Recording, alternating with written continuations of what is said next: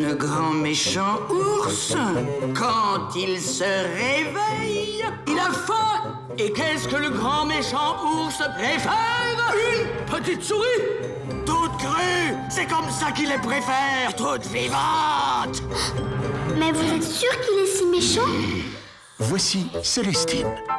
Voilà son monde, celui d'en bas, dans lequel elle se sent abandonnée. Voici Ernest. Voilà sa vie, celle d'en haut, dans laquelle il se sent mal aimé. Ils vivent dans deux mondes que tout oppose. Sors de là tout de suite. Mais aujourd'hui, tout est sur le point de changer. Comment tu t'appelles? Ernest. Moi, c'est Celestine.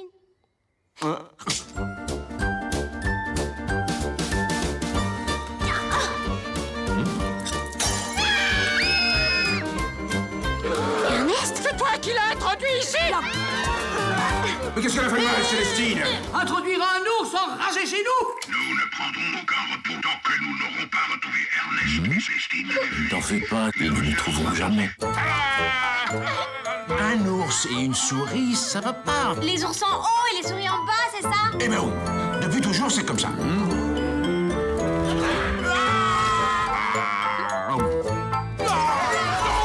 Célestine, allez on y va maintenant. Viens. Ernest et Celestine, le 12 décembre. They're obviously a sort of established directing team. How did you find working with them together? Obviously, it's become the third part of that. Yeah, I was like the adopted child in the couple, so, but it went quite well. We wanted the same thing for the film. When I started working with them, it was clear I was going to take care of the artistic part of the film, and they will help me on the story, narrative, and problematic of the film. So we started working together on the comedy of the film and all the rest, but we had a great relationship together. It was great. And how were you actually brought onto the project? Because obviously it was Jeanette Vincent, it was her books, yeah. and then there was been a screenplay had been written. And who actually brought you on to direct? Sorry? So there had been a screenplay written by Daniel Pennac, yeah. And then who actually approached you to ask you to direct the film? Actually, you mean who approached me? Yes. Yeah, it's the producer. Actually, the film is from the producer. That's his baby. He wanted to make this film, so he got the team. That's the guy who selected everyone who will make the film. He asked Daniel Pennac, a famous French book writer. He asked for me to make the artistic direction, and from this we started establishing an artistic team to make all the rest of the film. So yeah, this film comes from Didier Renner, the producer. Maybe you know Kirikou or The Triplets of Belleville. He's the producer of those films and this one as well. And you've obviously taken that very classic kind of sort of illustration style of animation. Was that because you wanted it to emulate the original drawings? Yeah, but that was what he asked me. He loved the book. He was reading them to his daughter when she was 3, and he wanted to make it as close as the books. So yeah, but we wanted this illustration style for the film, the watercolor effects and the sketchy way of drawing the characters, and yeah. When we were looking at films for this year's festival, I think it was 6 or 7 films we watched came from France, and they were animated features, and in fact 3 of them were selected. So it seems to be a really good time to be an animator in France at the moment, doesn't it? Yeah, it seems like. But actually, it's so long to make an animation film. 5 years ago it was a great time. Nowadays it's more difficult, but yeah, I think France has a great luck for making long feature films, especially in 2D animation, because we really love that, and I think there is an audience in France. So I hope we will be able to keep doing some more. And the people you cast as the voices, they are established French actors. Yeah.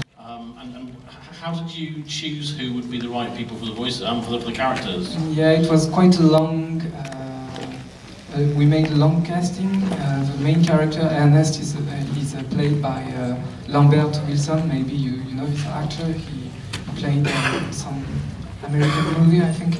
And at first we wanted a big voice for a big bear, like what Ernest looks like, but he's more like a dandy guy. And I was a little bit afraid by that, but actually when he started playing, I realized he was a marvelous actor. He could do anything he wanted, and he started being a marvelous bear. Actually, yeah. He acted like one. Yeah, it was a bit scary sometimes, but yeah, he's a great actor. And the other actor, Celestine, is played by Pauline Brunner. And at first, I wanted a child to start to play Celestine, but we couldn't find a child. We couldn't have a talented child to make the role, so we asked Pauline Brunner, who is the daughter of Didier Brunner, to play just for the beginning. We would replace her, but first, in order to us to work, we needed someone to make the voice, so we could animate on the voice.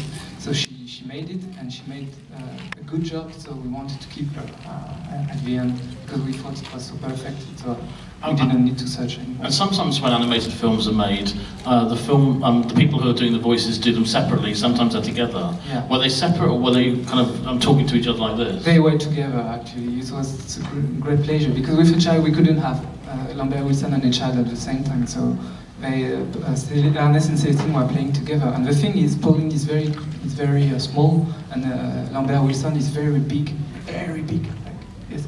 And it was really Ernest and Celestine together, yeah. It was very fun. And the film obviously has been very well received today by the sound of it. The opening scene is a little scary. You presumably were aware of that when you were making it. Were you kind of a bit worried about that you might scare some of the audience? Yeah, that's why I always exit the screening at the beginning of the screening. I'm afraid children would go at me and say, yeah, you scared me, and things like that.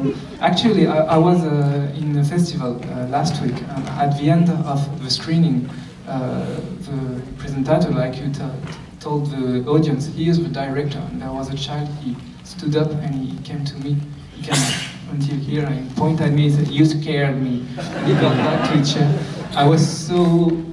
That was my worst critic, my worst review for now.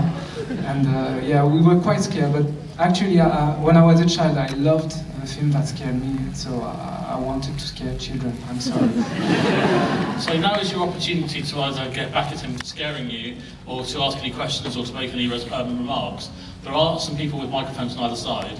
We've got a great big light in front of us, so I can't actually see terribly well. But if anybody wants to ask a question, do you want to put your hand up?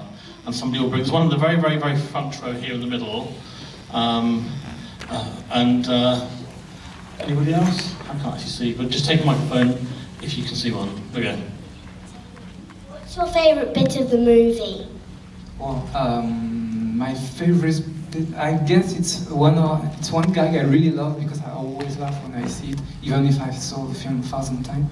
It's when Celestine is painting the van, and after that, Ernest, he bangs on the van, and I really love this scene because, yeah, I love it.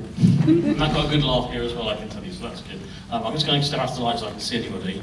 Okay, yep, there's one there, yeah. Did you enjoy making the movie? Did you enjoy making the movie? At first, yes. The first year, yes. The second year, a little bit less. Third year, a little less. And the fourth year, I just wanted to end this. I couldn't see mice or bear anymore. It was a nightmare. But it was really fun to do. The artistic team was great. And there's an anecdote about the studio where we worked. We were working in a studio in Paris called La Maison des Canaux. It's next to the Seine. And the house was filled with mice. There were mice everywhere. And the thing is, we couldn't kill them because it would be against what we were saying in the movie. So the mice were very happy to be there because we were very gentle with them. They were making families and eating all of our food. And at the end of the film, we really felt like we were renting the place from the mice, you know, like we were the landlord, and they were saying, yeah, you have to pay your rent now. They were everywhere and eating our food and everything. So yeah. I would kill